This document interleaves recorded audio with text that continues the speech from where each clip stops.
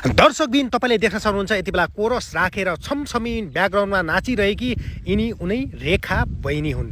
यति बेला रेखा बहिनीको चौतर्फी चर्चा छ। यति बेला पत्रकार भोजराज थापाले काठमाडौँ ल्याइसकेपछि उनले यति बेला 3 दर्जन आसपासमा गीत रेकर्ड गरिसकेकी छन् भने मोडलिङमा पनि उनी आफै जम्दै छिन्। यति बेला यति राम्री कोरसहरू राखेर यति बेला छमछमी नाचिरहेको दृश्य तपाईलाई हामी देखाउँदैछौँ। यति बेला हामी भक्तपुरमा छौँ, सुटिङ धमाधम भइरहेको छ। रेखा सिङ्गर हो कि खास हिरोइन हो? सिङ्गर हो। आज त हिरोइन बनेको छु त।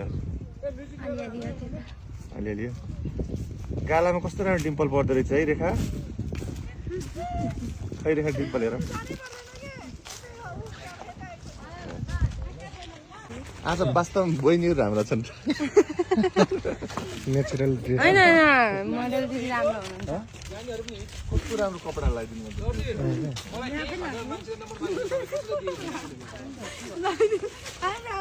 हेलो 1000 मान्छेले सरको नम्बर मागेर नदिनु है हैरान। तपाईँहरूको नाम भन्नुहोस्, नाम भन्नुहोस्। मेरो एलिना कार्की, पुष्पा थापा,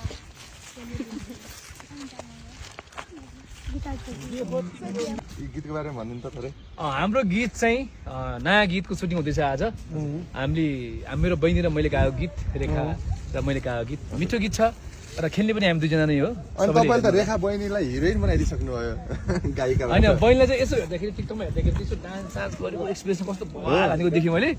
त्यही भएर चाहिँ डान्स पनि राम्रो गरिरहेको छु। डान्समा दामी दामी एकदमै दामी हो। रेखा बहिनी डान्स गर्न पनि आउँदो रहेछ है? अलि आउँछ। ल आज रेखा बहिनीको डान्स पनि हेर्न पाइने हो। ल ल रेखा बहिनीले गाएको गीत त धेरैले मन पराउनु भएको थियो, तर अब डान्स पनि धेरैले रुचाउने खालको आउँदैछ है। टेक बिसी सरले एकदमै मिठो गीत बनाउनु भएको छ र त्यही गीतको डान्स भिडियो बहिनी रेखा पनि देखिँदै हुनुहुन्छ। मैले सिकाउने बेलामा त्यो अघि भाइ मैले सिकेर त्यो अघि गरेको थिएँ नि तिमीले त्यो गरेर। दर्शकबिन अब रेखा बहिनीको फाइनली अफिसियल म्युजिक भिडियो आउँदैछ। उनी आफै अभिनय गर्दैछन्। यति बेला हामी सुटिङमा छौँ। यति बेला हामी भक्तपुरमा छौँ। भक्तपुर कुन ठाउँ रहेछ?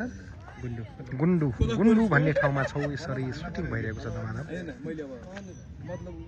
यसरी कोरस राखेर सुटिङ भइरहेछ। अब चाहिँ फलो भन्ने हो।